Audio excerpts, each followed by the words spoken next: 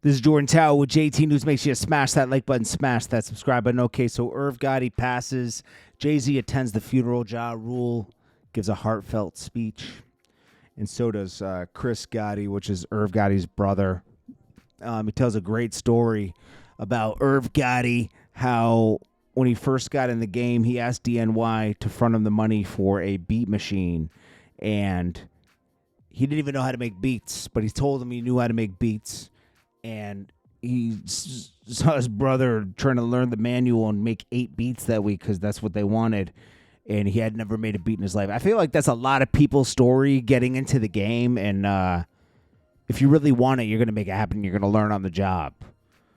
I used to tell people that I could film music videos when I couldn't. And I learned. And I feel like a lot of people have that same story.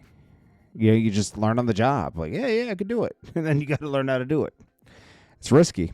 But I saw this clip from Irv Gotti where it's a shame he passed having a problem with Fat Joe. You know, like Fat Joe called him a sucker on Drink Champs after Irv Gotti was up there and kind of like pouring his heart out about Ashanti. And he went a little too hard on her and was talking about, oh, she left me during my trial. And then I found out she was sleeping with Nelly by watching them I was watching the NBA game and I saw them there together. And I was like, what? You know, that she cheated on me and, you know, all this stuff. And they were together for a while.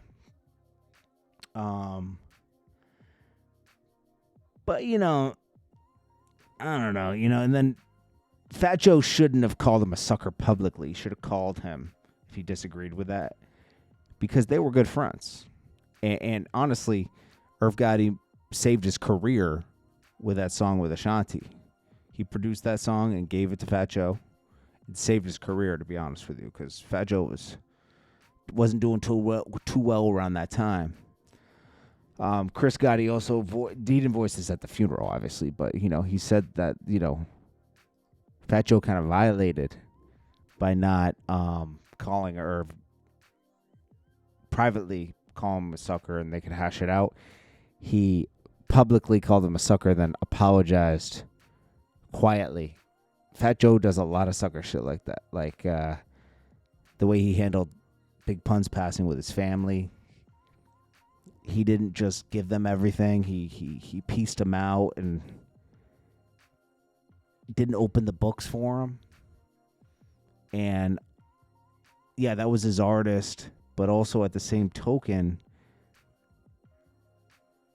Big Pun kind of saved Fat Joe at that time. Like Fat Joe was cool, but like that elevated Fat Joe's career and actually paved the way for Fat Joe to have a whole career after that.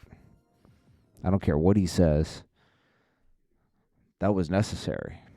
Then we got Tory Lanez. He's trying to say that he's going to record another album in prison. He says these are the biggest album years for Party Next Door, Drake, blah, blah, blah. You know, it's like a great start to the year, and he wants to be a part of it. But he's telling on himself that he has contraband in there. He has a cell phone. Yeah, you don't really want to tell anybody. I mean, you know, Vybz Kartel recorded multiple hit records in jail over the course of 13 years and was able to provide for his family, but it's like, dude. The fucking Party Next Door showed his best work of 2025. Fucking Drake showed his best work in 2025. The Weeknd showed his best work in 2025. And now, nigga, it's time for me to come out, nigga. Even though my circumstance, nigga, I know that, nigga, I'm a flame all of that shit. Like, you know me. All right, bro, but how you gonna record? That's like, make it make sense to me, bro. How you gonna record, bro? Didn't they just take your shit? I'm gonna record on the phone I'm talking to you on. What do you... I think you're more so worried about me telling you that I want to drop with the rest of the city and I want to drop within the next 2 to 3 weeks. And just because I don't have this shit created right now, it's like you're telling me, you're not fit to compete with these niggas. All right, so we'll see. I don't know. You know, what else can you say about that?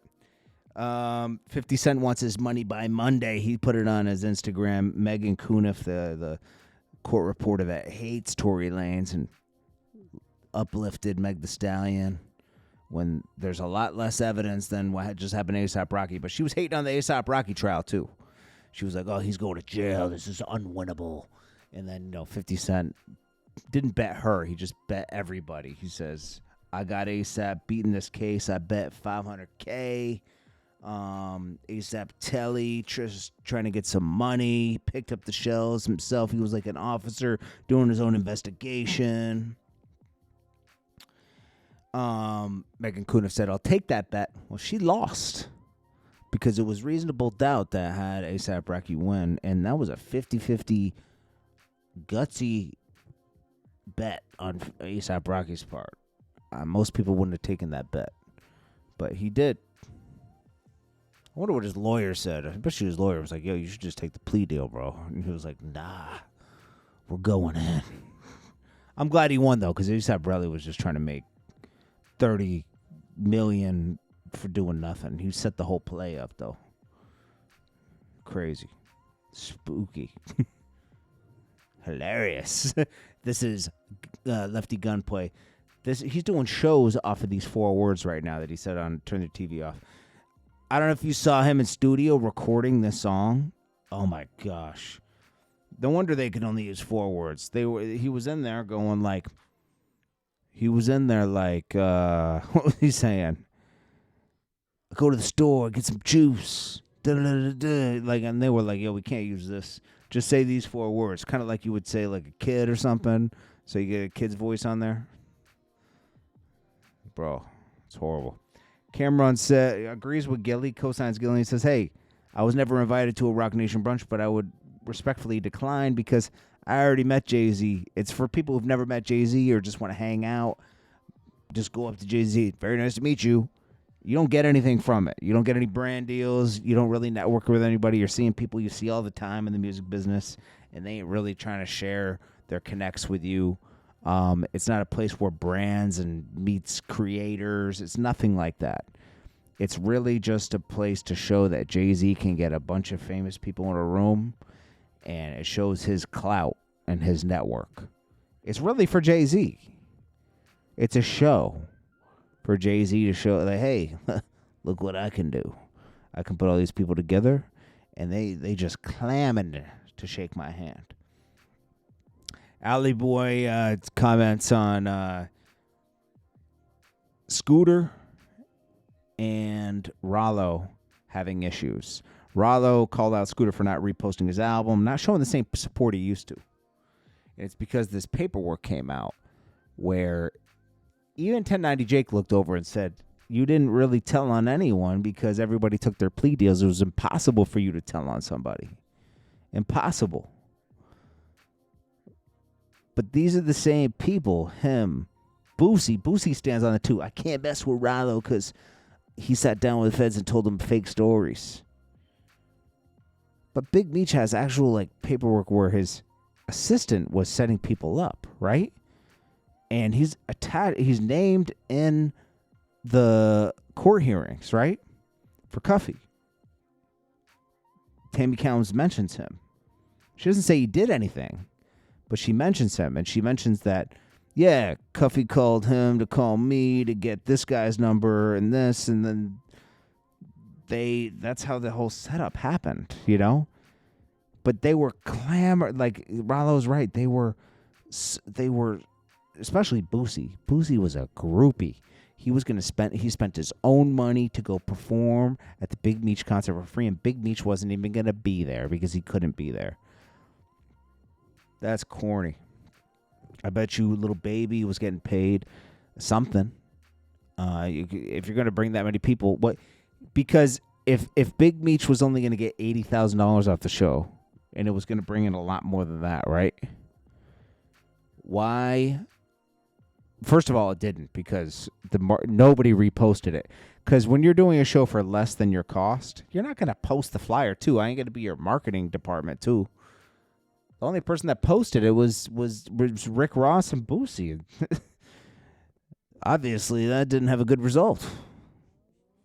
Big Meech, nobody was really checking for his page. I'm just telling you, man. It's not a good look. Oh, gosh, this guy 4Extra is the new No disrespect to Adam 22, but he 4 Extras, the new token clown on No Jumper.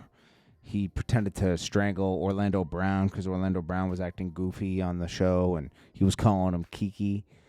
So he acted like he was going to strangle him. Bro, Orlando Brown, you didn't get no points for that. He says he's from the 40s or something. Dude, you're like a actor. You're being extra, bro. Adam 22 just looking like this is good content. I respect it. I'm going to be honest. I respect it. I would be the same. Adam 22 was like, this is good content, man. It's going viral. Caribou. This is almost disrespectful to Lil Yachty. I hope DDG is like just not friends with Lil Yachty because it's like Lil Yachty invested his money behind Caribou, who's not really a great rapper. He had to write for her and everything. And he's still working with her. DDG is. After Lil Yachty got rid of her. Like, because she bounced. She disrespected Lil Yachty and everybody. So he had to let her go. And she's dissing him. And you're working with her, DDG? I like DDG, but it's like, come on, bro. You're doing too much. You're doing too much, bro. Somebody said that this is the longest LiAngelo Ball was ever on the court on All-Star Weekend.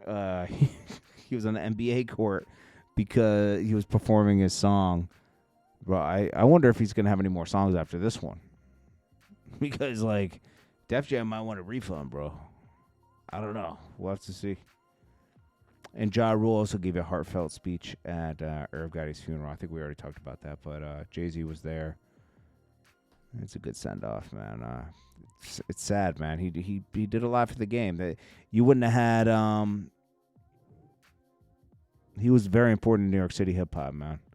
He was very important to Jay-Z's career, Ja Rule's career, DMX's career. DMX especially. He was extremely important. As much as annoying as he was, and the way he talks and everything, very important, very talented, and things wouldn't. The '90s and 2000s wouldn't have been the same without Irv Gotti. He produced too much stuff and pushed too many envelopes. He was too important to Def Jam, too important to so many people's careers, and hit records that we all enjoyed. And actually paved the way for a lot of us to make money, to be honest with you. So, everything counts. It's a domino effect. I appreciate you all. I'll check you guys in the next one. Peace.